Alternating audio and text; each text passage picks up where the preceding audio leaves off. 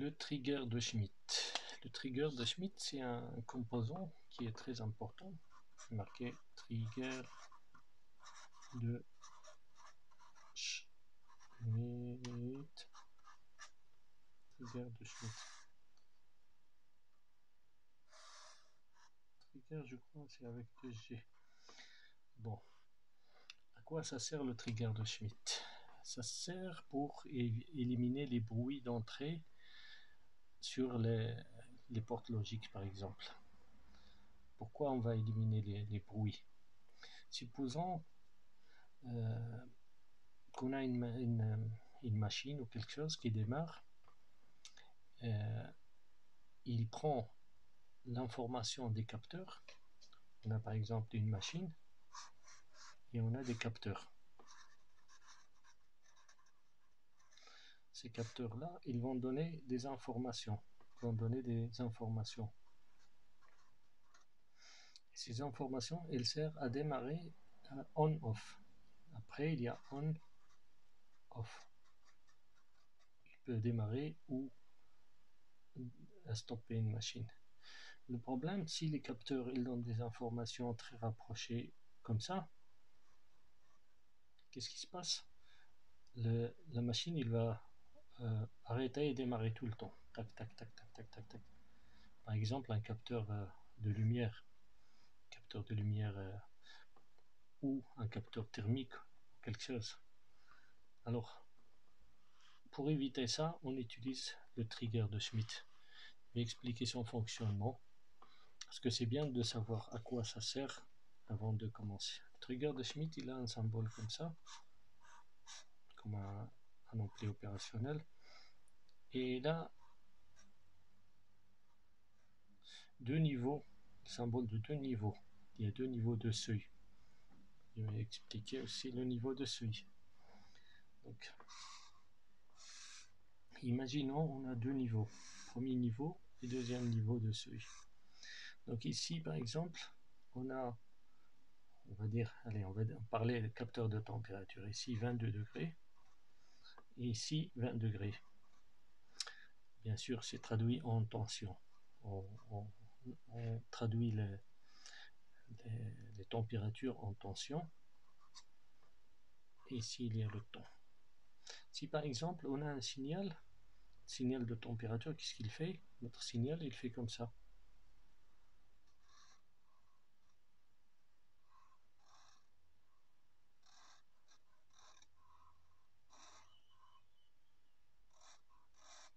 Par exemple.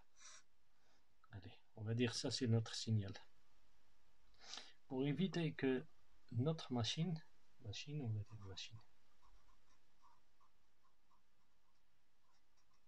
notre machine, il allume, il arrête chaque fois qu'il monte, elle descend. Alors on lui a fixé deux plafonds, plafond haut et plafond bas. Pourquoi ces deux plafonds? Parce que le trigger de Schmitt, il fonctionne avec deux seuils, seuil haut, seuil bas. Alors, comment ça fonctionne? Ici, on est au niveau bas. Par exemple, on est arrivé ici au niveau bas. C'est-à-dire si on schématise ça à la sortie, donc ça c'est entrée.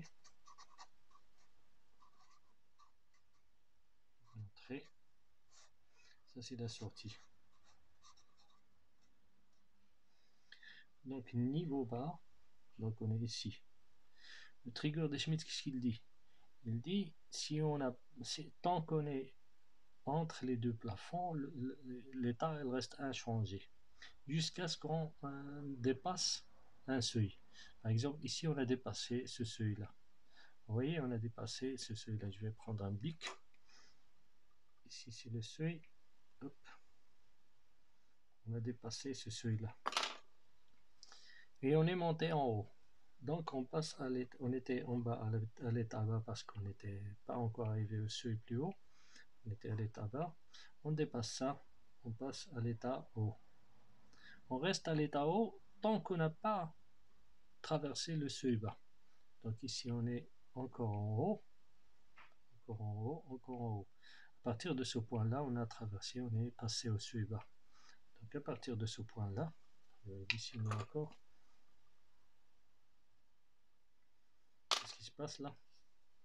Là, on était toujours en état haut.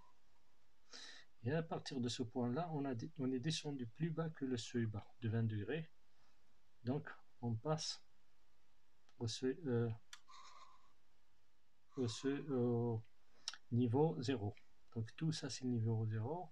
Niveau 0, niveau 0, niveau 0, niveau 0. Et là, on va traverser encore le CO. Là, on passe au niveau haut. Donc, ici, on passe à 1. Je vais tracer ça. Donc, ici, ce qu'on a dit, on est en bas. Toujours niveau bas jusqu'à ce qu'on traverse ça. Donc niveau bas, là il a commencé niveau haut et on continue au niveau haut jusqu'à ici. Là encore, on va traverser de niveau haut vers le niveau bas. Donc vous voyez ici, c'est toujours niveau haut. On arrive ici, on est au niveau bas. Et on continue à monter jusqu'à ce qu'on arrive là. Là, on est de nouveau au niveau haut. Et on continue à descendre jusqu'à ce qu'on atteigne ici. Si on franchit ici, on passe, par exemple, si on a franchi comme ça, on a passé au niveau haut, ici, on a passé au niveau bas, pardon, à partir de ce point-là. Donc là, on passe au niveau bas. Et on reste au niveau bas jusqu'à ce qu'on franchisse ça aussi. Donc à partir de ça,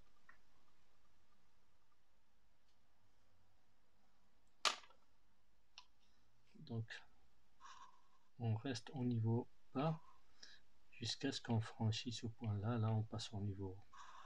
Donc ça, c'est le principe de trigger de Schmitt.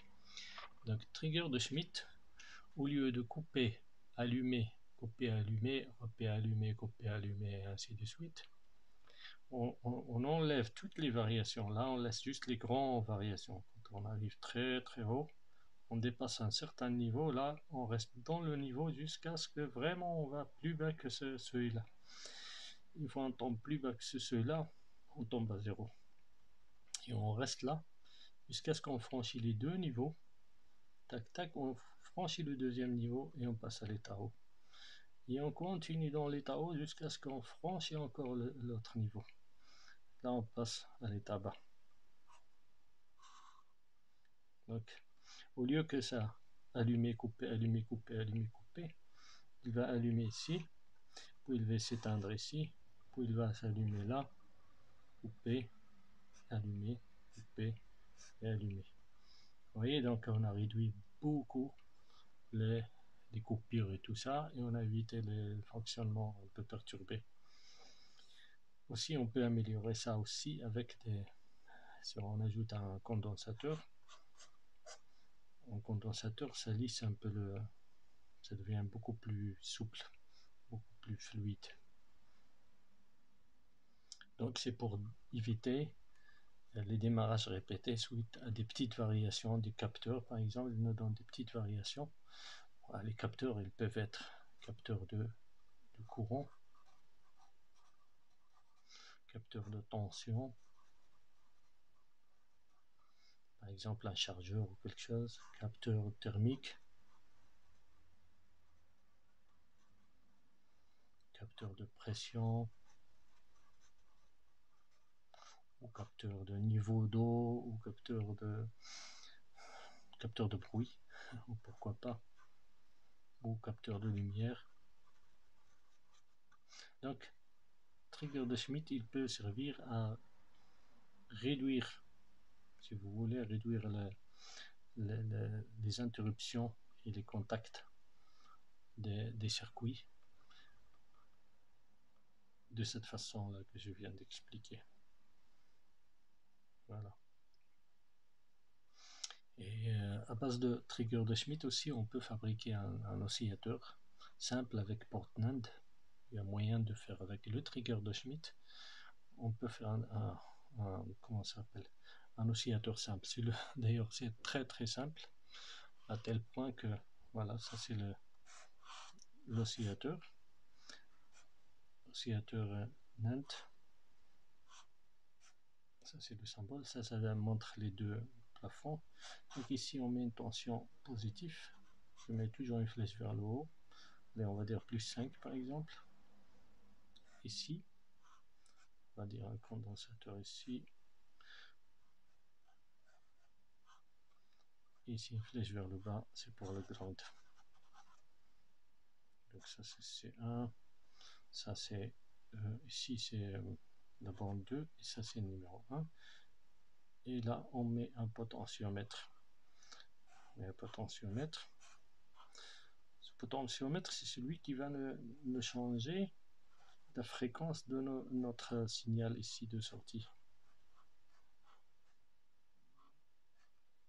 Cette fréquence là, la fréquence,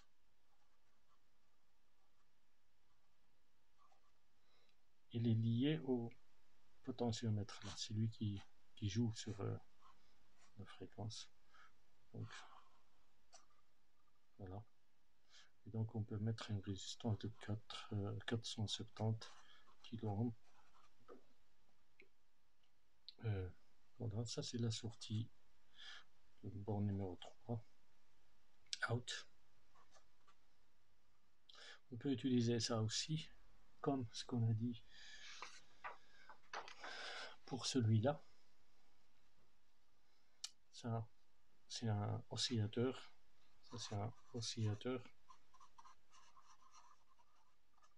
avec le NE 555.